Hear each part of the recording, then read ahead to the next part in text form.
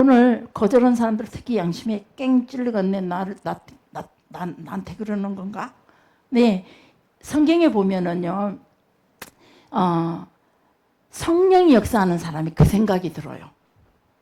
성령께서 우리에게 임하시면 우리에게 첫 번째 우리에게 죄를 깨닫게 하셔요. 죄를 깨닫게 하셔요. 죄에 대해서 알게 하셔요. 그 다음에 하나님의 말씀으로 우리를 이끌어 주시고 인도를 하신다 이 말이에요. 그래서 성령이 우리에게 오시면 성령이 너희에게 가르치시고 인도한다 그랬어요. 예수님이 하셨던 말씀들을 기억나게 하시고 하나님께서 우리에게 주셨던 말씀들을 기억나게 하시고 또 그걸 가르치고 인도해 주시는 분이 성령님이에요. 성령이 충만한 사람은 누구냐? 랄랄랄랄랄라 기도한다고 해서 성령이 충만한 사람이 아니라 하나님의 말씀대로 이끄심을 받는 사람이 성령이 충만한 사람이에요. 성령이 우리에게 오시면은 첫 번째 우리의 양심에 찔르는 말씀이 우리에게 있게 하신다 이 말이에요. 그래서 우리의 허물이 무엇인지, 우리의 잘못이 무엇인지, 우리의 연약함이 어떤 건지, 나의 모자람이 어떤 건지. 그래서 우리가 지난번에 배웠던 가난한 마음을 우리에게 주신다 이 말이에요. 성령이 함께 하신다면. 근데 우리가 우리에게 우리의 연약함을 보게 하시고 우리의 부끄러움을 알게 하시고 나의 허물을 보게 하시고 내가 했던 실수, 내가 했던 잘못된 뭔가, 여러분이 뭔가 오늘 행동을 했다면 오늘 제가 그랬죠. 분명히 우리가 여기 서 있으면 김준기 집사 와갖고 부담되게 할 거라고. 근데 딱 와갖고 딱 하는 소리 그랬잖아요. 부담되게 왜 다 서 있었냐고. 이거는 뭐냐면 김준기 집사의 양심에 뭔가 찔림을 받았다 소리예요. 이것이 우리는 이걸 상처받았다라고 말해요. 누가? 사단의 영향력에 있는 사람들은. 그런데 하나님의 영에 영향력이 있는 사람, 성령 안에 거하는 사람들, 하나님의 말씀 안에 거하는 사람들은 생각이 달라요. 다음에는 찬양 리더가 돼갖고 좀 더 일찍 와야지. 뭐 회사 일 때문에 요즘 계속 바쁘니까 우리가 이해를 하지만 예를 들자면 그 예를 들었어요. 근데 그렇게 생각을 바꾸는 그것이 바로 베드로가 성령의 충만함을 받고 설교했을 때에 당신들이 죽인 예수가 바로 하나님이었어. 우리를 살리러 오신 분이요. 구약 성경에서부터 하나님께서 우리에게 보내신 그 메시아가 바로 당신들이 십자가에 달려 죽이신 그 예수가 바로 그분이요. 회개하라고 했을 때에 그 3,000명이 넘는 사람들이 그 자리에서 다 뭐라고 하냐. 형님, 그러면 우리가 어떻게 할까요? 하나님 안에서 회개, 양심에 찔리는 부분을 가지고 어떻게 할까요? 그래서 그들이 시키는 대로 세례를 받고 기도에 힘쓰며 기도할 때에 그들도 동시에 성령의 충만함을 받고 하나님의 새로운 영적 세계, 신비의 세계, 초월적인 세계의 은혜를 경험하게 했던 것이죠. 그러나 스데반이 똑같이 성령의 충만함으로 설교를 하면서 당신들이 죽인 예수가 바로 하나님의 아들이었어라고 했을 때 그들도 동시에 그 스데반의 설교를 들은 사람들도 동시에 양심에 찔렸어요. 양심에 찔리자 그들은 살며시 돌을 들었어요. 돌로 스데반을 쳐서 죽였죠. 자, 오늘 여러분들 설교를 들으면서 그동안 우리가 믿음의 삶을 살면서 설교를 들어왔고 목사님으로 통해 때로는 저로 통해 아니면 구역장들로 통해 어떤 누군가가 내게 문제가 있을 때 내 옆에 있는 누구로 통해서 권유함을 받고 우리의 잘못된 것들을 지적을 받고 그리 했을 때에 다들 양심에 찔려요. 왜 양심에 찌르냐? 자기 이미 양심에가 이미 그게 거리낌이 돼 있는 사람들이 양심에 찔려요. 진짜 양심 무딘 사람은 왜 늦었어? 그리고 꾸중을 해도 설마 나보다 한 소리는 아니겠지? 대평한 사람들이 있어요. 근데 양심에 찔렸다는 거는 그래도 그 사람의 영이 살아있다는 얘기거든요. 그런데 살아있는데 누구의 영으로 누구의 지배를 받느냐에 따라 주인이 누구냐에 따라 결과가 다르다 이 말이에요. 여러분은 그동안 아마 수많은 양심에 찔리는 말들을 많이 들어왔을 겁니다. 목사님이야 따뜻하고 온화하지만 저야 때로는 직격타가 되니까 여러분에게. 그래서 수많은 양심의 찔림을 받고도 그래도 성령의 사람이었기에 우리가 어떻게 할까요? 순간 자존심은 상했을지라도, 순간 마음은 상했을지라도 주여 우리가 어떻게 할까요? 그렇게 엎드린 사람들이라는 거죠. 이런 사람이 가난한 자예요. 이런 사람이 온유한 자고. 마태복음의 산상보훈의 사람들이 바로 이런 사람들이에요. 이런 사람들이 하나님을 만나게 되고 하나님을 보게 되고 땅에서 땅을 기업으로 받게 되고 땅에서 주시는 하나님의 복을 누리게 되는 거예요.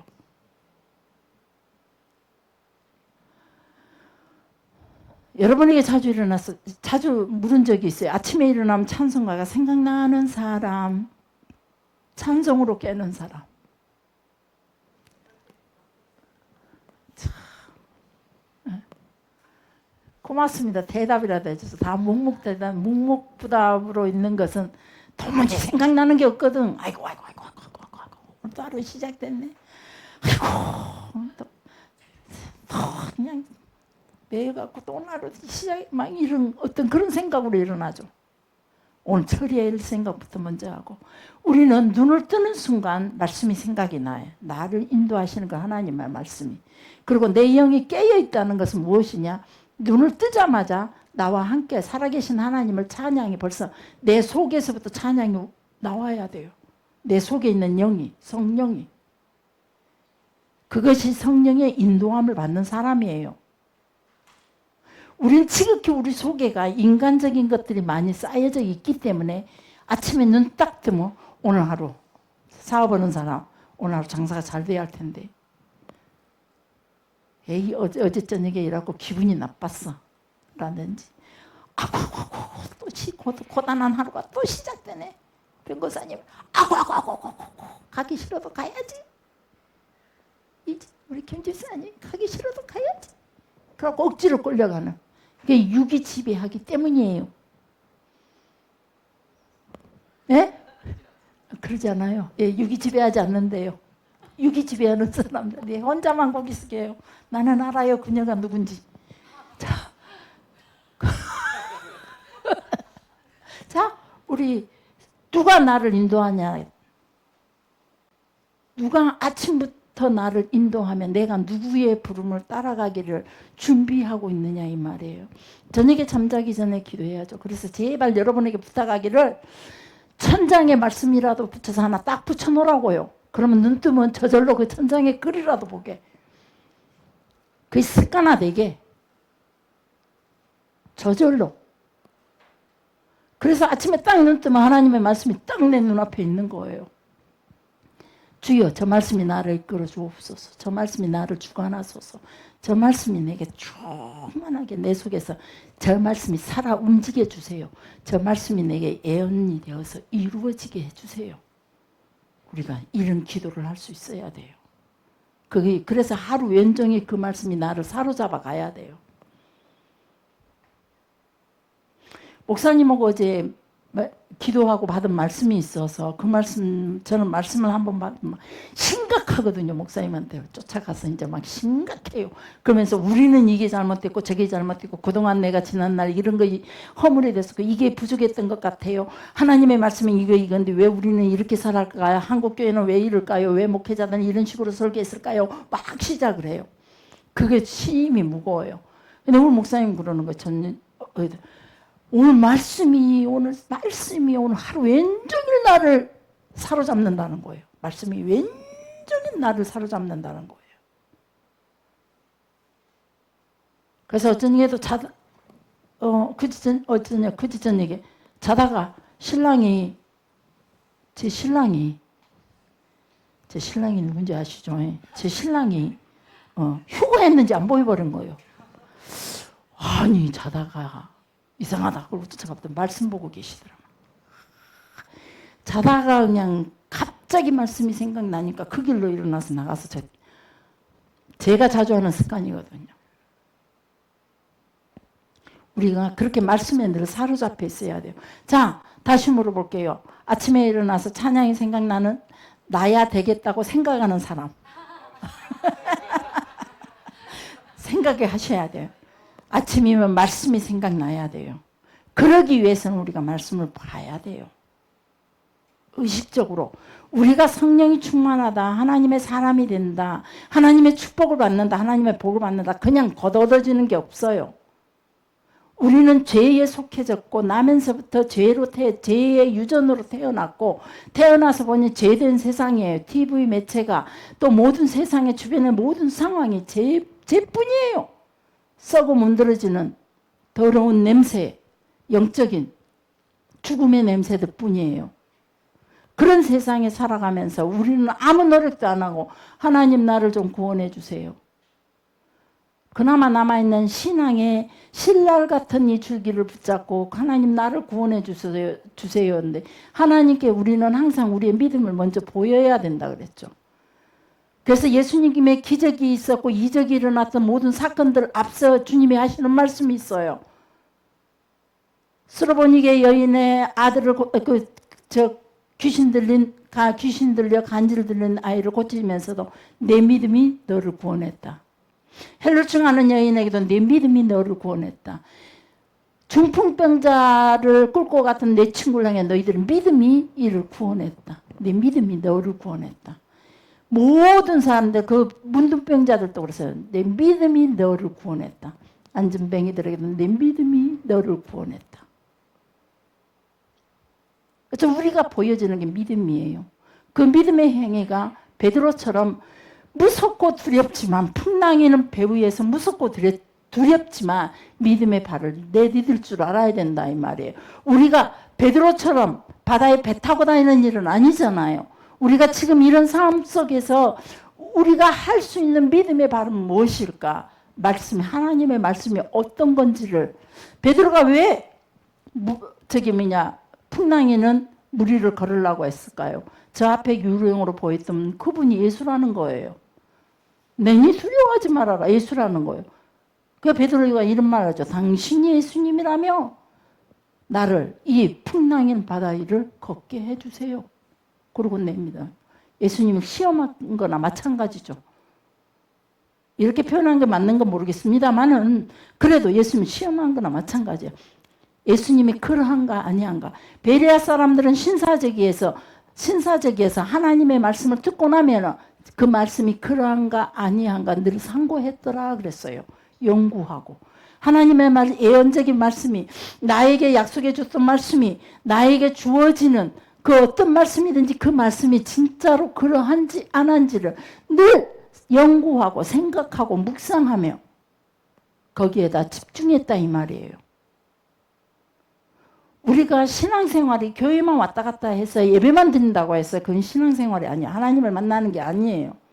늘 말씀을 연구하고 묵상하고 생각하고 주시는 말씀이 내 형편에 맞게끔 주시는 말씀이 있다면 그 말씀을 붙잡고 나의 이 상황을 하나님께 그대로 기도로 올려드리면서 그 하나님이 부르시는 그 부르심의 소망에 따라 우리의 삶을 움직여줘야 돼요. 그 자리가 첫 번째 기도의 자리. 그 자리가 또 우리가 말씀을 보고 읽고 묵상하며 기도하는 그 기도의 자리가 우리의 첫 번째 발걸음이요. 그리고 절망뿐이요. 건너지 못할 강이 있지만 넘지 못할 험한 산이 있지만은 그래도 주님이 함께 하시기에 내가 두려움을 갖지 않고 내 상황이 어떤 상황이든 그 상황이 도저히 내가 앞으로 갈 수 없는 미래에 소망이 없는 삶이라 할지라도 그냥 그 하나님의 말씀에 이끌려 하루하루 최선을 다해서 살면서 주의 말씀이 내게 이루어지기를 소망하는 마음, 이 마음들을 가지고 가면 반드시 여러분은 하나님께서 여러분 삶 속에 약속의 말씀을 이루신다는 거예요. 묵상을 하면서 우리가 자주 하는 것 있죠. 자, 많이 들었죠. 고난이 없이는 절대 하나님의 기적을 맛볼 수 없어요.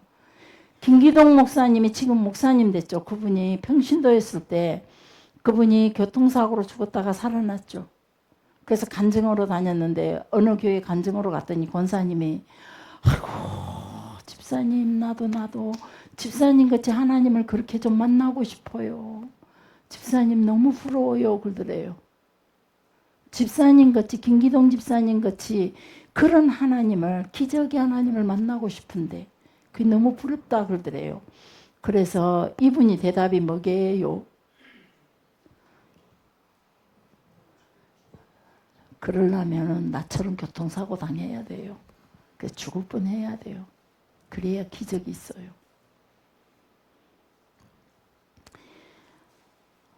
흉년이 있었기에 이삭의 100배의 축복이 있었던 거예요. 풍년이었다면 남들도 다 똑같이 거둬요.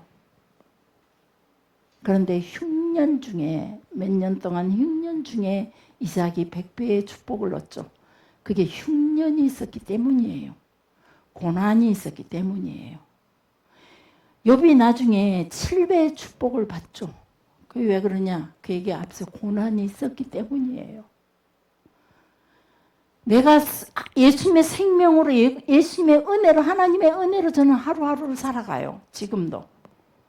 아까도 잠깐 말씀했듯이 뭐 지금 제가 음식도 많이 못 먹는 상태에서 아주 곤란 중에 있으면서도 이번 뭐 기도해야 한다 그래가지고 또 이제 좀 더 힘을 가해서 기도를 했어요. 그랬는데 추석 기간에 어디 안 가고 그러면서 제가 자전거를 타고 힘을 길러야지. 기도가 자꾸 힘을 잃어가는 거야. 내 육신의 힘. 주여! 하던 기도가 주여. 이렇게 기도 소리가 낮아지는 게 제가 너무 그게 마음이 아팠어요. 내가 나를 보면서 최 장로님 기도 소리를 들으면서 더 그냥 막 위축돼 가면서 제가 막 힘들었어요. 나는 왜 저분들의 기도를 내가 도와줘야 되는데 내가 최 장로님 기도 소리에 내가 오히려 힘을 얻을 때가 많네. 그러면서 내가 힘을 줘야 되는데 막 이런 생각들. 그래서 힘을 길러야겠다 그러고 강장로님이 마침 자전거를 타고 오시길래 저도 그냥 막 온누리 자전거를 그냥 활용하기 시작했어요. 어메 우리 집에 가는 길에가 오르막길이 있다는 걸 제가 생각지도 못했어요. 그 뜨거운 태양빛 때 교회에 새벽기도 오면 제가 9시나 10시 사이에 가거든요. 그 태양빛 때 그걸 반절은 꿇고 반절은 타고 갔어요. 첫날은 그랬어요. 둘째 날 이제 목사님하고 가면서 이제 길을 살짝 피해 갔어요. 오르막터 거기도 간게 저기 이영찬 집사님 사무실 있는 쪽으로 간게 오르막길 있어요. 와 거기서 또 죽을 뻔했어요. 그러다가 역전 있는 데로 돌아갔어요. 다음에는 또 역전 있는 데로 돌고 막 이런 것들을 하면서 제가 몸이 완전히 이제 막 다리가 후들거리고 저녁이면 온 몸이 왜 그렇게 아픈지 온 뼈다귀가 온 삭신이 다 아프더라고요. 너무 힘들더라고요. 왜 이 아프다는 얘기를 했는지 모르겠네. 좌우지간 하나님 앞에서 우리가 그런다 할지라도 그 육체적인 그 고통이 있다 할지라도 내가 이 기도에 하나님 앞에 우리 성도들을 위해서 그리고 내가 기도하는 이 제목들을 놓고 기도하면서 내가 이걸 놓치지 않아야지. 오직 저 하나님 앞에 엎드리는 거. 죽을지라도 내게 이만큼의 힘이 있을지라도 내 마지막 이 힘을 나는 집에서 누워서 죽기를 기다릴 것이냐. 아니면 성전에 와서 하나님을 만나다가 하나님 앞에 갈 것이냐. 저는 그걸 둘 중에 하나 선택을 한다면 이만큼의 힘이 있을 때 그 힘, 마지막 힘 하나님 앞에 쓸 거예요. 오늘 하루 이 힘을 아껴서 내일 하루 더 산다 할지라도 오늘 하루에 이 힘을 주께 드리고 싶어요. 내일 하루 더 못 살지라도. 그렇게 살아왔던 제게 하나님께서 누구보다도 연약해서 살 수 없는 그런 상황들을 육체적인 상황들을 갖고 있었지만 그래도 지금까지 누구 못지않게 부지런하게 누구 못지않게 섬기며 누구 못지않는 기적과 이적을 경험하면서 누구 못지않게 하나님 앞에서 나누는 삶으로 살게 하신 게 그게 기적이에요. 그게 하나님 말씀 안에서 내가 인도함을 받기 위해서 스스로가 이렇게 말하면 다들 이렇게 말하죠. 자랑이다. 근데 사도 바울 스님도 그러죠. 내가 너희들한테 자랑한다. 나도 너희들보다도 더 3층천 하나님의 은혜를 경험했었다. 내가 복음을 전하기 위해서 나는 죽을 뻔한 고비를 얼마나 많이 넘었는지 모른다. 강도도 만나고 사나운 짐승도 만나고 험준한 산을 건너면서 나 얼마나, 그리고 한 대 가만 얼마 40에 한 대, 나 50알 빼냈네. 40에 한 대 가만 매를 몇 번이나 맞았는지 모른다. 그래서 나는 사도 중에 사도다. 난 사도 바울 선생님이, 그리고 너희는 나를 본받는 자가 되라. 난 사도 바울 선생님이 너무 존경스러워요. 그렇게 말할 수 있다는 게. 우린 진짜 겸손이 뭔 줄 아세요? 여러분처럼 아까 기도할 때 기도하라 그러든지 아니면 찬양 좀 하세요. 그러면 다음에요. 이렇게 말하는 게 겸손인 줄 아세요? 전 할 줄 몰라요. 할 줄 알면서도. 이게 겸손인 줄 아세요? 겸손이라는 건 사람과 사람의 관계 속에서 겸손이 아니에요. 하나님께서 요구하시는 겸손은 하나님과 인간과의 관계 속에, 나와 하나님과의 관계 속이에요. 내가 가난한 자가 되는 거. 이거 무슨 말이냐? 다른 말로 말하면 겸손한 자가 되는 거. 나는 아무것도 할 수 없사오니 주께서 나를 이끄시고, 나는 아무 능력 없사오니 주의 능력으로 나를 덮으소서. 나는 지혜 없으나 주님의 이끄심 따라 내가 살아가기를 원합니다. 라고 주님께 겸손히 기도하며 엎드릴 수 있는 것이, 그게 겸손이에요. 하나님의 이 겸손을 원하셨던 거죠. 아마 겸손이 사도 바울 선생님에게 겸손의 태창이 내린다면 사도 바울 선생님 구원을 못 얻을 거예요. 고린도 전후서 보세요. 얼마나 자랑을 많이 해놨는지 몰라요. 인간 그런 자랑들이. 하나님 앞에 우리는 이런 내가 믿음의 본을 보인다. 그래서 오죽하면 사도 바울 선생님이 야 예수를 본받는 자가 되라. 너희들은 나를 본받는 자가 되라. 이 말을 했을 때 우리 지금 현재 어리석은 교인들이 우리가 가지고 있는 우리 인간적인 지식으로는 사도 바울 진짜 교만한 거예요. 교만함이 아니에요. 그분은 하나님 앞에 얼마나 겸손한지 몰라요. 죽음을 각오하고 엎드리며 감옥까지도 불사했고, 그러면서 그분은 하나님 앞에 겸손히 부르심의 소망에 따라 하나님이 이끄시는 그 삶을 가는 거죠. 고난의 길이 됐든 죽음의 길이 됐든 고통의 길이 됐든 그 길이 태창의 길일지라도 그 길을 하나님의 복음을 위해서 묵묵히 가는, 하나님의 영광을 드러내기 위해서 묵묵히 가는 거. 그게 진짜 겸손이에요. 내가 하고 싶은 것을 죽이고, 내가 좋아하는 것들을 죽이고, 내가 누리고 싶은 것들을 줄이고, 주의 영광을 위하여 나의 것들을 희생시켜가면서 누군가를 섬기고 누군가의 구원을 위해서 눈물을 흘리며 그들에게 복음을 전하는, 그것이 진정한 겸손이라는 거예요. 우리 한국교회는 착함과 겸손함으로 손발을 다 잘라버려서 기독교인의 손들을, 목회자들 손까지 다, 눈까지도 다 감겨버렸어요. 진짜 착함이 뭔지, 진짜 선함이 뭔지, 진짜 겸손이 뭔지를 모르고 무조건 아무것도 못해요. 이게 겸손이라고 생각하는 거죠. 그래서 우리는 주께서 부르시며 기도의 자리가 됐든 찬양의 자리가 됐든 쑥쑥쑥 바로 하나님께 영광을 돌릴 수 있어야 돼요. 이명 권사님 하나님 찬양합시다. 시작. 18번.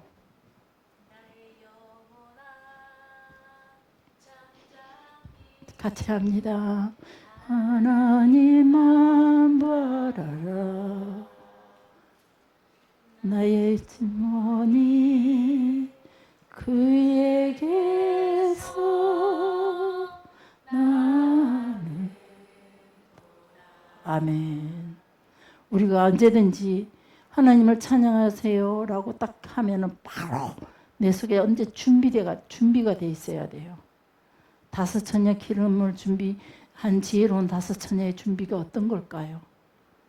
이런 게 바로 다섯 처녀에게, 슬기로운 다섯 처녀에게 요구하는 기름이 아닐까요?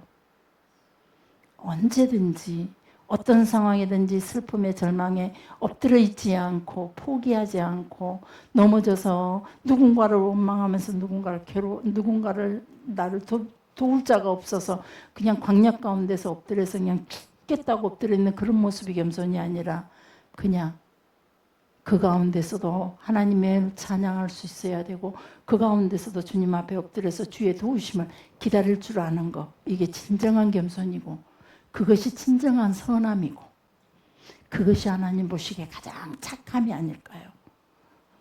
우리가 성경에 대해서 제대로 성경을 보고 계속 묵상하고 계속 말씀에 대해서 연구하면서 하나님의 뜻이 무엇인지를 우리 사건 속에서 하나님께서 오늘 이 시간에 원하시는 것이 무엇일까? 이런 것들을 기다리며 그것들을 찾으며 가는 것이 가장 겸손이고 그것이 가장 선한 길인 것 같아요.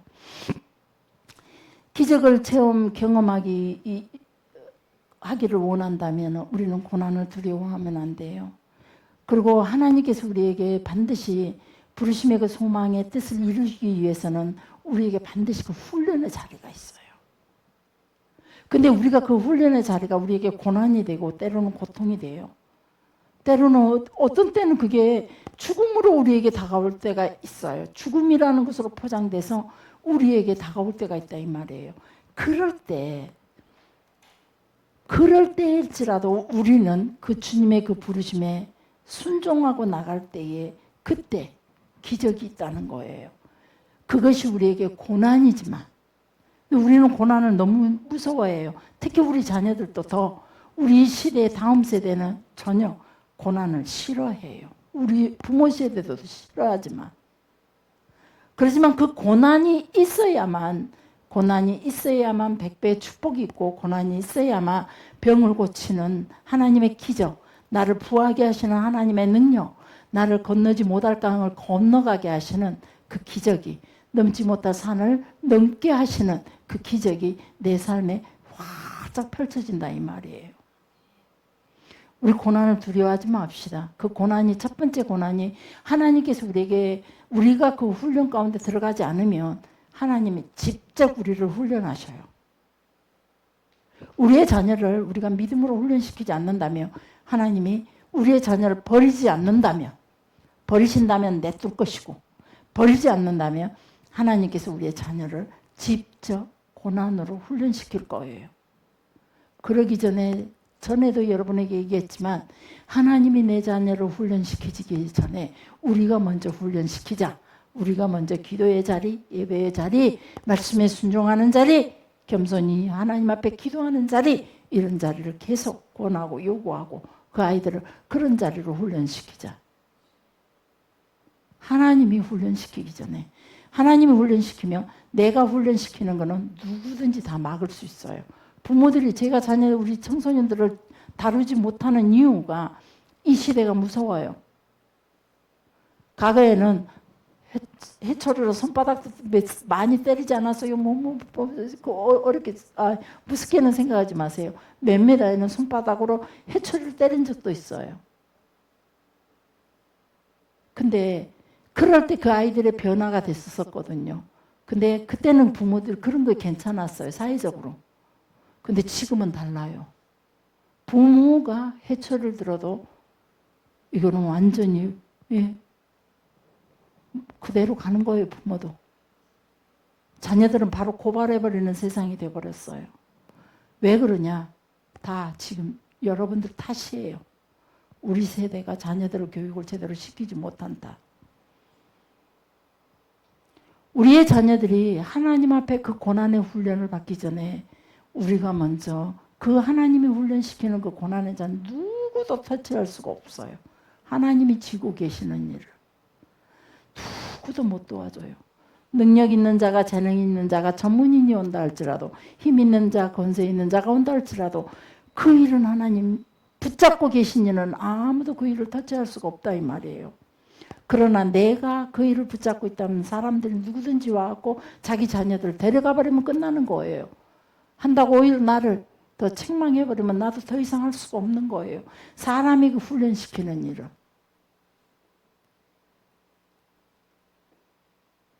언제든지 스톱이 될 수가 있고 언제든지 보류가 될 수 있어요. 우리가 우리 자녀들을 훈련하는 것은.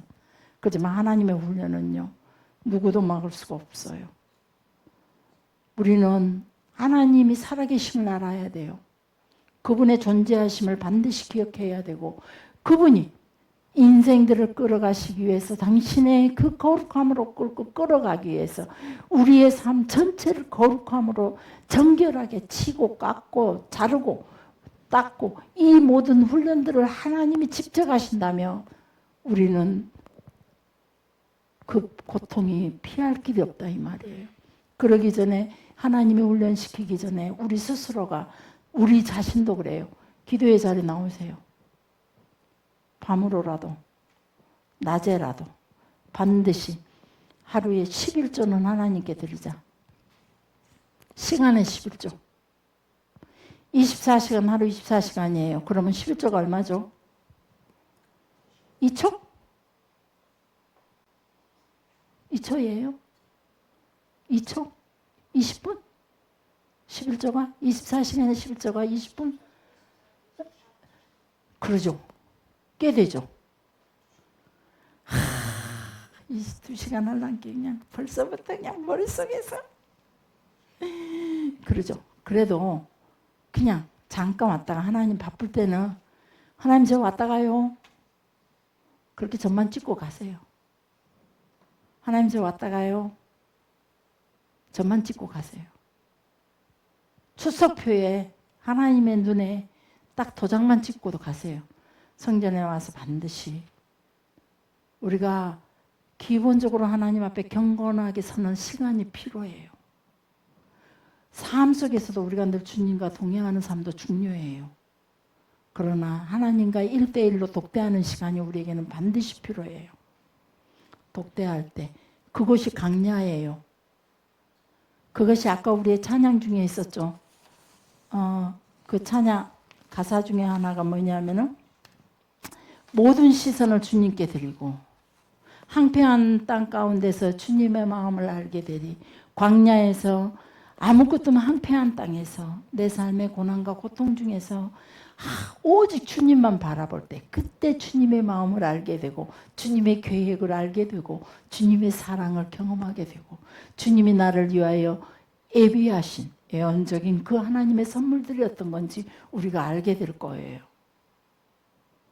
그래서 우리는 늘 하나님 앞에 서는 시간을 아껴해서는 안 돼요. 두려워해서도 안 돼요.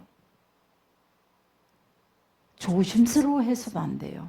우리가 세상을 향해서는 우리가 두려워하고 조심스러워해야 돼요. 왜? 한 걸음 걸을 때마다 죄 덩어리 가운데 죄 가운데 우리가 서 있기 때문에.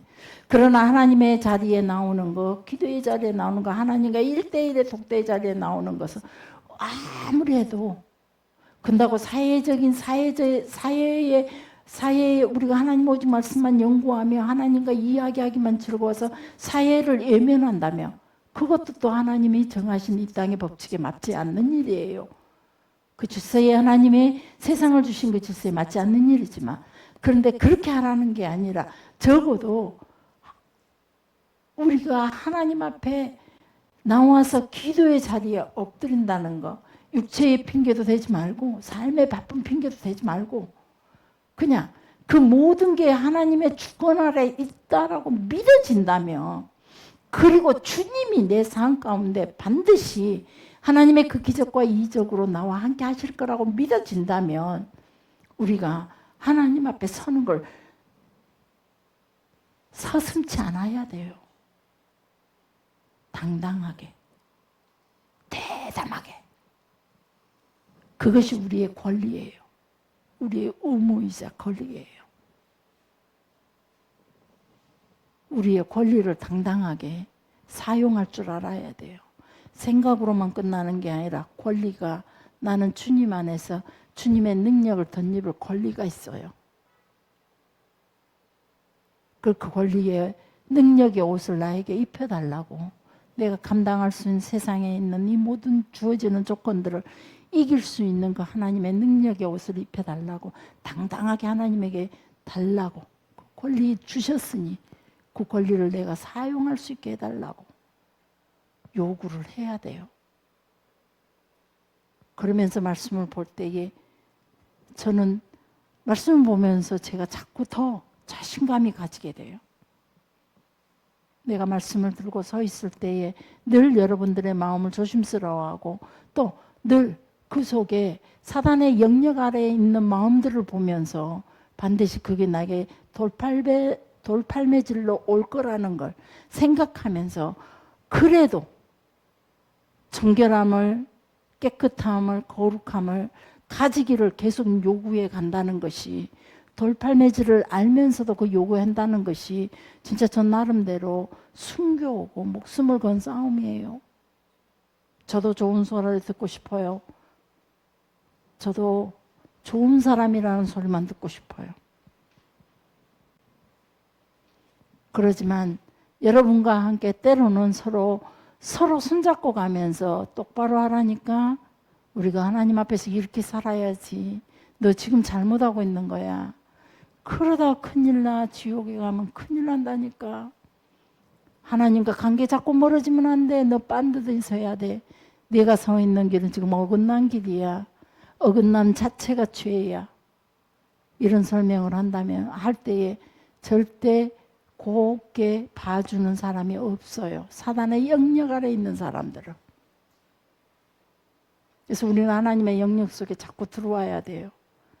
그것이 마태복음 5장에서 말하는 바로 하나님의 사람들이 가져야 할 기본적인 품성이 바로 하나님의 영역 아래에서 우리가 들어와야 된다는 거예요. 지난번에도 여러분들과 말씀했듯이 뭐냐면은 예수님께서 이 땅에 육신의 옷을 입고 아기 예수로 탄생을 했어요. 그러나 그는 누구예요? 아기 예수로 탄생했지만 그는 하나님이셨어요. 그런데 그분의 성장 과정이, 하늘 사역이 아무것도 기록되어 있지 않아요.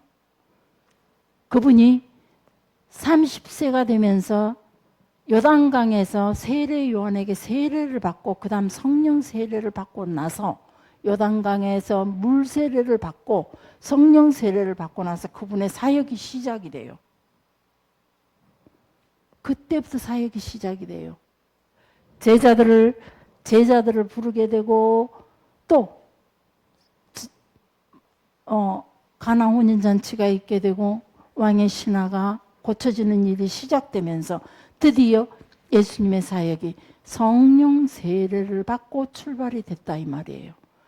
그런데 또 신기한 것이요, 예수님의 제자들이 예수님과 3년 동안 살면서 예수님에게 직접 같이 밥 먹고 같이 잠자고 부대 끼고 살면서 계속 예수님께로 훈련받고 예수님으로 통해 기적과 이적을 맛보고 해요. 그러지만 그들은 결국은 마지막에 예수님을 버리고 예수님을 팔고 예수님을 저주하고 부인하고 버리고 도망가 버려요. 그리고 부활하신 예수님을 그들이 만났지만 그들의 모습은 여전히 문 잠그고 숨고 자기의 생활로 돌아가고 여전히 그런 생활이었어요. 과거의 생활로 돌아간 생활이었어요. 예수님을 만나기 전 생활로. 그런데 그들이 성령으로 세례받고 나서 거러장 같은 방문을 열고 나가서 거리로 나가서 능력 있게 복음을 전하며 드디어 하나님의 부르심의 소망에 따라 그들의 사역이 출발이 되는 거예요. 무슨 말을 하고 싶은지, 제가 무엇을 말하는지 여러분 깨달아 알게 되시죠? 성령을 받아야 돼요. 성령이 우리 안에 거하셔야 돼요. 우리의 능력 가지고 일어나는 게 아니에요. 내가 지식이 충만하다가 해서 그 지식이 사람을 살리는 일을 하는 것이 아니고 그 지식이 절대 기적이 일어날 수가 없어요. 오직 성령이 역사하셔야 돼요. 하나님의 영이 내 안에 오셔서 나를 다스리시고 나를 이끌어 가셔야 돼요. 성령의 충만이 있어야 돼요. 불같은 성질의 베드로가 열정으로 바뀌게 되는 거죠. 그 불같은 성품이 하나님께 향한 열정으로 바뀌어요. 소심했던 제자들이 하나님께 대한 담대함을 가지고 이제는 복음의 선두자가 되어서 예수님과 동일하게 순교하는 신앙으로, 순교하는 사역으로 그들이 바뀌게 되죠. 지금 우리도 마찬가지. 누구든지 지금 여러분들은 그 성령에 충만해야, 성령을 은혜를 받아야 돼요. 하나님의 신이 내 안에 계셔야 돼요. 말씀이 우리 안에서 나를 이끌어 가야 돼요. 그러지 않으면서 내가 가지고 있는 세상적인 재능과 지식, 세상적인 어떤 능력을 가지고 주의 일을 하겠다고 나서는 것은 교만이에요. 이런 것이 교만이에요. 하나님의 힘을 입지 않고 내가 주의 일을 한다는 게 그게 교만인 거예요. 찬양하고 기도하는 것은 주의 일이 아니에요. 내가 주님 앞으로 하나님의 힘을 얻기 위해서 가까이, 주님 앞에 더 깊이 가까이 그 사랑을 경험하기 위해서 그 초월적인 세계에 계시는 하나님을 내가 만나기 위해서 가까이 가는 방법이 기도고 말씀이고 예배예요. 그분을 인정하는 길이에요. 그리고 사역을 한다. 그게 작은 사역이고 작은 섬김일지라도 뭔가를 주님 앞에 내가 들고 싶다면 성령에 충만해야 돼요. 성령의 능력을 힘입어야 돼요. 그 성령이 오셔서 하는 일이 무엇이냐? 우리 속에 하나님의 말씀을 생각나게 하시고 우리를 가르쳐 주시고 인도하는 거예요. 그 인도하심을 따라갔더니 하나님은 이미 예비해 놓고 기다리고 계신다는 거죠. 준비해 놓고 기다리고 계시는 거예요. 그리고 그 길을 책임져 주셔요. 그 길에 가다가 혹시 내가 실수해서 넘어져도 그 길에 가다가 내가 혹시 오판해가지고 잘못된 일이 일어났다 할지라도 주님이 책임져 주셔요. 가라 하신 길 같기에. 그러나 우리가 갯길로 갔을 때는 아무리 내가 온전한 일을 한 것 같지만 세상 사람들 보기에 선한 일 같지만 그 길은 하나님이 인정하지 않아요. 의미가 없는 삶이라는 거죠. 주님이 살아계신다는 걸 믿어진다면, 그리고 분명히 주님이 살아계시고 천국과 지옥이 확실히 있다고 믿어진다면 우리는 이 세심한 것에서 하나하나 놓치지 않아야 돼요. 수많은 예배를 드리고 수많은 설교를 들고 TV만 들어보세요. 기독교 방송 채널이 몇 개나 되는지 몰라요. 유튜브요. 와, 막 그냥 2단, 3단, 뭐 사이비까지 다 총동원해가지고요. 별별 유튜브 다 쏟아져요. 그 가운데서 여러분들이 구분해서 선한 것들 구분하고 악한 것들을 구분해서 영의 양식을 풍성하게 먹을 수 있는 것들은 없어요. 아무리 좋은 설교도 그래요. 그곳에서. 단지 여러분이 먼저 하나님의 관계 속에 회복이 돼야만. 이단의 목소리를 듣고도 내가 거기에서 내가 선과 악을 구분할 수 있다 이 말이에요. 그래서 반드시 여러분 기도로 우리가 하나님 앞에 시작했으면 좋겠어요. 하나님께서 우리에게 주시고자 약속했던 거 분명히 하나님은 우리에게 주셔요. 우리의 연약함으로 우리의 눈이 멀어서 그걸 못 보는 것이고 우리가 연약해서 미처 주님이 주신 길을 미처 따라가지 못하는 길이고 우리가 어리석어서 판단력의 부족함으로 인해서 우리가 미처 하나님이 예비하신 것들을 내 것으로 삼지 못하는 거거든요. 육체의 질병이 있어야 내 삶의 고통이 있어야 드디어 내 속에 하나님의 생명이 시작이 된다는 거예요. 그때 내 육체의 질병이 있을 때 내가 가장 고통스러울 때 내 삶이 실패라고 생각해진 그 순간 그 강야에서 항무한 곳에서 아무도 친구도 없고 의지할 곳 없는 그 애로운 그 장소에서 하나님을 향하여 눈을 맞춰보세요. 하나님께 향하여 내 얼굴을 들어보세요. 그때 주님의 내미시는 그 손을 보게 될 거예요. 나를 향해 말씀하시는 그 음성을 들을 수가 있는 거예요. 기도의 자리 놓치지 맙시다. 마태복음 5장 9절로 들어갑니다. 마태복음 5장 9절에 보면 합평케 하는 자는 하나님의 아들이라 일컬음을 받는다 그랬습니다. 호이 에이레노 포이 오이라는 단어가 합평케 하는 자 헬라어래요. 이 말은 에이레니 코스라는 것은 단순하게 말한다면 합평에 속한 것이 아니라 합평을 만들어가는 자라는 뜻이래요. 합평에 속한 자가 아니라 화평을 만들어가는 자. 에이레네 합평을 만들어가는 자라. 이해하시죠? 합평에 속한 것이 아니라 내가 만들어 신앙도 내가 믿음도 내가 만들어가는 거예요. 훈련돼서 가는 거예요. 기도도 내가 훈련되는 거예요. 찬양도 내가 훈련되는 거예요. 그래서 이 화평이라는 단어는 히브리어로는 살롬이라는 단어인데 같이 이제 에이레는 헬라어와 같이 견주기는 하는데 어떤 개인의 안녕이라든가 국가의 어떤 평화라든가 이런 것도 의미하기도 하지만 근본적으로 이 언어가 주는 거는 하나님과 인간과의 관계 회복으로 인한 궁극적인 그 평화를 의미한다는 거죠. 하나님과 나와의 관계 속의 평화를 말하는 거예요.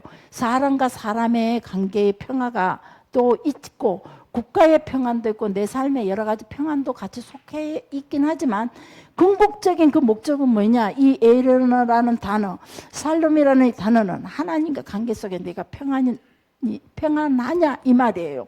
하나님과 관계 속에가 평안치 않을 때 기도하지 못하는 거예요. 하나님과 관계 속에서 평안하지 못하니까 그분을 찬양할 수가 없는 거예요. 물어보세요. 옆 사람한테. 샬롬? 에르나? 하나님과 관계 속에 이상 없습니까? 에이, 오늘 사모님 말씀이 완전 나한테만 했던 말씀인데. 이거는 사단이 주는 지금 그것으로 충만하다 이 말이에요. 이제 이렇게까지 말했으니 삐지는 사람 없겠지요? 자, 어찌됐건 바로 예수 그리스도께서 우리에게 가장 완벽한 화평의 실현자로 사람과 사람 사이의 화평을 그 관계를 회복시키려 예수 그리스도가 이 땅에 오셨어요. 구원 얻은 성도들이 구원 얻은 성도들이 인간들 사이에서 구원 얻은 우리 먼저 부름받은 우리 성도들 아니 사역으로 우리가 선는 우리들 집사 뭐 성도라는 이름 아니면 집사 장로님 뭐 권사님 이런 분들이 뭐 특히 목회자들은 당연한 거지만 그런 사람들이 우리가 해야 할 일은 뭐냐? 예수님께서 실현하셨던 그 평화의 사역을 지속적으로 우리가 따라서 이어가면서 수행해야 되는 거예요. 화평을 위해서. 이 화평이 아까도 얘기했지만 세상과의 화평이 아니에요. 우리는 세상에는 하나님 예수님께서 우리에게 말씀하시기를 내가 세상에 검을 주러 왔다 그랬어요. 세상에 평화를 주러 온 것이 아니라 다툼을 주러 왔다는 거예요. 왜 그러냐면 나눔이 있을 수밖에 없어요. 세상과 우리는. 절대 관계가 화평할 수가 없어요. 선과 악이 하나가 될 수가 없어요. 근데 우리가 하나님께서 우리에게 요구하시는 평화는 뭐냐? 세상과 우리의 관계가 화평이 아니에요. 오직 하나님과 우리의 관계. 그래서 우리 권사님들이 하나님과 화평의 관계를 이루고 있는지 우리 장로님들이 하나님과의 이 화평의 관계가 제대로 이루어지고 있는지 우리 교인들이 하나님과의 관계 속에 화평을 이루고 있는지 이걸 쫑보고 쳐다보고 교육하고 터치하고 잘못됐어. 당신 지금 하나님과 화평의 관계가 아니야. 그 모습은. 그러니까 우리 하나님과 화평의 관계를 가져야 돼. 그러려면 그가 가지고 있는 입의 말들 조심해야 돼. 생각 조심해야 돼. 당신이 추구하고 있는 거 그게 잘못된 거야. 거기서 멈추고 다시 한번 하나님과 관계에서 설정해서 다시 한번 그 거룩함이 어떤 건지 알아봐. 이렇게 해주는 게 바로 우리 목회자다 이 말이에요. 구역장들이 바로 구역 식구들을 그렇게 다스려야 돼요. 교사들이 아이들을 그렇게 가르쳐야 된다 이 말이에요. 사역자가. 성도라면 그러한 삶으로 살아가야 된다 이 말이에요. 이렇게 살아야 돼요. 이러한 일을 하는 사람이 하나님께서 하나님의 아들이라 인정을 받게 하겠다 이 말이에요. 이런 삶을 사는 사람. 히브리 전통에 보면 대제사장 아론은 화평케 하는 자의 본복이었다라고 기록되어 있어요. 그래서 1세기 당시에 히브리인들이 중에 그 간용어 중에 하나가 아론의 제자가 되라 이런 말이 있었다는 거죠. 보나 아론의 제자가 되라. 이 말은 무슨 뜻이게요? 아론은 누구예요? 대제사장이에요. 하나님과 인간과 사이에 화평을 이루어가는 사람이 대제사장이잖아요. 제물로 통해 하나님의 말씀 받아서 사람들에게, 그리고 용서를, 하나님 대신 용서의 그 자리에서 그 백성들을 거룩하고 정결하게 하는 그 자리에서 하나님과 화평을 늘 끌어내는 자리죠. 그 자리가 사람들의 제물로 통해 하나님 앞에 또, 그래서 우리는 좀 히브리인들에게 우리는 아론의 제자가 되어야 된다. 아론이 바로 하나님과 인간 간의 화평을 이끌어가는 사람이었기 때문에 우리는 사람과 사람의 화평도 분명하게 중요해요. 그러나 먼저 우리가 설정해야 할 것은 하나님과 우리와의 관계, 화평의 관계가 이루어져야 된다는 것. 이게 먼저 설정이 돼야 된다는 겁니다.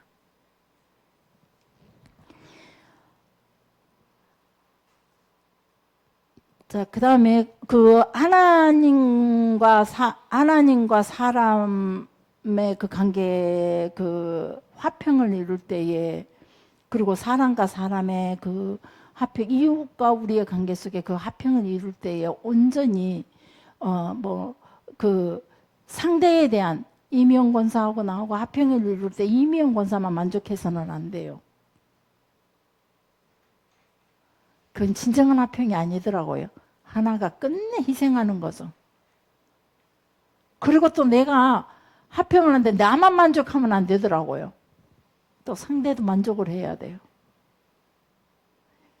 이것이 정상적인, 양쪽 다 모두가 다 만족함이 있는 것이 진정한 화평이에요. 이 화평케 하는 자의 역할을 한 것이 바로 제사장인데, 그 제사장들이 하나님의 만족도, 사람과의 관계 속에 이 만족도 사이에서 이 제사장들이 수고하는 모든 것들이, 그들이 이임받아서 하는 모든 일들이 바로 하나님과 우리의 관계 속에 화평을 이루어가는 삶이었다는 거죠. 이 화평을 이루어가기 위해서 제사장들 스스로가 거룩해야 되고 깨끗해야 되고 정결해야 되고, 그리고 하나님 앞에 서기에 부끄러움이 없어야 되고, 사람 앞에 섰을 때도 모범이 돼야 되고, 사도 바울이 이 역할을 너무 잘했기에 너희는 나를 본받는 자가 되라 할 만큼 자랑스럽게, 너희는 나를 본받는 자, 나만큼만 해. 제가 그래서 여러분에게 자주 요구하는 거 있죠. 나는 여러분들보다 5분 더 기도할 겁니다. 그래서 나를 본받으십시오. 여러분들 제가 기도하는 것보다 5분만 더 기도하세요. 저는 그래요. 그래서 최 장로님 혹시나 나보다 5분 더 기도할까 봐 제가 최 장로님이 일어나서 갈 때까지 저도 기다려요. 끝내 제가 이겨요. 최 장로님보다 내가 5분 더 기도하거든요.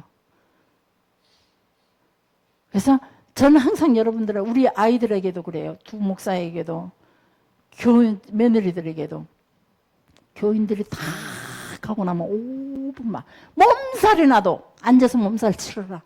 5분만 더 있다가 교인들 가고 나면 다 문 닫고 탁 닫고 가면 그때 일어서라 그래요. 그리고 교인들보다 먼저 가라. 제가 그걸 본을 보이게, 그러다가 처음에 많이 아팠죠. 항상 아침에 기도하는 자리에 일찍 갔다가 전도사님이 있을 때 막 자기 아동부 예배들, 학생들 예배드리는데 사모님이 자기를 감시하러 온다고 한바탕만 소리를 지르더라고요. 그때는 정말로 사모라는 게 어떻게 어려운 자리인지. 근데 그냥 하나님 앞에 기도하는 채만 할지라도 좋아요. 그렇게 기도하는 채만 한다 할지라도, 다윗에게 하나님께서 약속해 주신 게 뭐냐면, 너희가 내 말에 순종하는 채만 할지라도 내 나라 위를 내가 영원히 하겠다 그랬거든요. 그래서 우리가 기도하는 채만이라도 일단 훈련 시작합시다. 아멘. 아멘 하시오. 아는 사람 소리가 제 귀에 들린다니까. 아멘을 안 하면 아는 사람 귀에 소리가 제 귀에가 들려요. 그래서 다 아멘 해줘야 돼요. 그래, 기도하는 자리에 나옵시다. 오늘 저녁에 기도할 때에 큰 소리로 기도하세요. 구태여 막 자꾸 새벽 예배 막 못 일어나는 사람 일어나라고. 그러나 젊었을 때부터 내가 해보니까 젊었을 때부터 훈련을 해서 그런가 이제 딱 시간 되면 3시에서 4시 사이가 여지없이 눈 떠져요. 그게 너무 감사해요. 저는 막 그게 너무 피곤해도 일어나서 감사합니다 일단은 해놓고 봐요. 최 장로님보다 내가 더 빠지면 어찌할 거예요. 난 그건 자존심 상해서. 그래서 막 일단은 최 장로님은 오늘 이길 수 있구나 라는 생각에 쫙 감사합니다 그래버려요. 그냥 막. 그리고 와서 먼저 와요. 아무도 교회 왔을 때 아무도 없을 때가 너무 제가 희열을 느껴요. 내가 또 1등이구나. 가고 일어나 기도 끝나고 가서 보면 아무도 없어요. 그것도 또 희열을 느껴요. 내가 또 5분 더 지켰구나. 여러분 그 희열 한번 맛보세요. 그때 하나님이 여러분들 책임져 주실 거예요. 그 희열까지 안 맛봐도 돼요. 제발 교회 왔다가 하나님 나왔다가요. 바빠서 기도는 길게 기도는 못해. 말을 많이 한다고 해서 하나님 들어주시는 거 아니거든요. 여러분의 마음을 보시는 하나님, 여러분의 중심을 보시는 하나님이에요. 저야 사모로서 본을 보냐. 사도 바울처럼 큰소리 치려고 나 본받는 자가 돼? 그 큰소리 치려고 제가 5분 더 기도해요. 그렇지만 5분도 아니라는 건 아시죠? 오늘 또 1시 반에 와 도착했어요. 지금까지 그러다 보니까 일어나지를 못해요. 막 다리가 곱이져가지고 나중에는. 네, 그렇게 와서 말을 많이 한다고 하나님이 응답해 주시는 건 아니에요. 여러분의 중심을 보시는 하나님이시니 반드시 여러분들 하루에 자동차 하나님 주셨잖아요. 걸어 다니지 말으라고. 저는 차를 안 줘갖고 그냥 제가 자전거 타고 가다가 이렇게 막 몸살이 나버렸지만 그래도 그 옛날 임영남 권사가 이런 소리를 했었어요. 하나님 사모님 기도 좀 해주세요. 뭔 기도 해줄까요? 자동차 주라고요. 왜? 자동차 왜 필요한데? 교회를 기도를 하는 게 안 된대요. 그래서 교회도 마음대로 기도로 나오게 차를 한 대 달라고 기도해. 그래갖고 하나님 자동차 줬어요. 와, 새 바빠갖고 하나님 만날 시간 없어. 자동차 타고 얼마나 바쁜지. 그래도 이제 다른 사람보다는 조금 기도를 조금 더 하니까 그나마 내가 그냥 꼭 참고 봐주지. 바빠갖고 차를 사주니까 그 차 갖고 뭐 이리 바쁜지. 우리 하나님 앞에 마음 조금만 드립시다. 아멘. 임권사 이제 큰일 났다 이제. 침대에 들어놓으면 하나님 이 말을 두고두고 생각나게 해주세요. 저는 막 여러분한테 사랑을 베풀 때요 절대 그냥 공짜로 안 줘요. 속으로 그래. 하나님 부담감 칵 가게 해주세요. 저 사람. 내가 이거 줄 때 저 사람 부담감이 확 가게 해주세요. 내가 이 말을 할 때 저 사람 부담감이 확 가게 해주세요.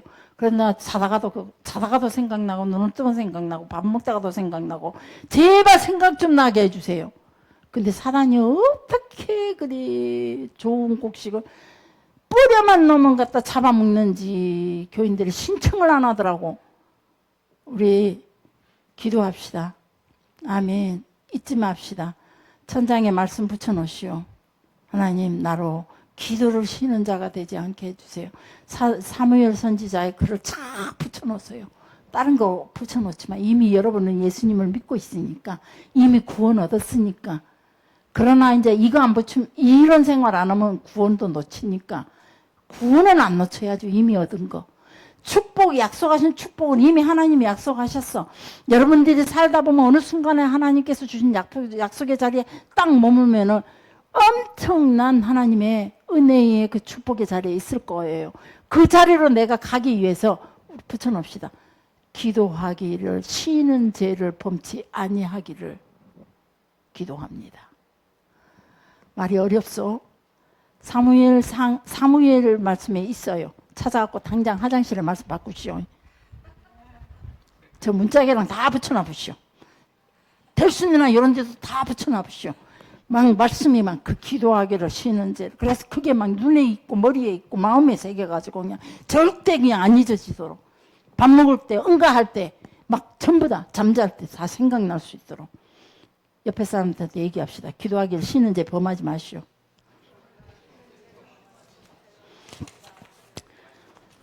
기도하겠습니다. 살아계신 아버지 하나님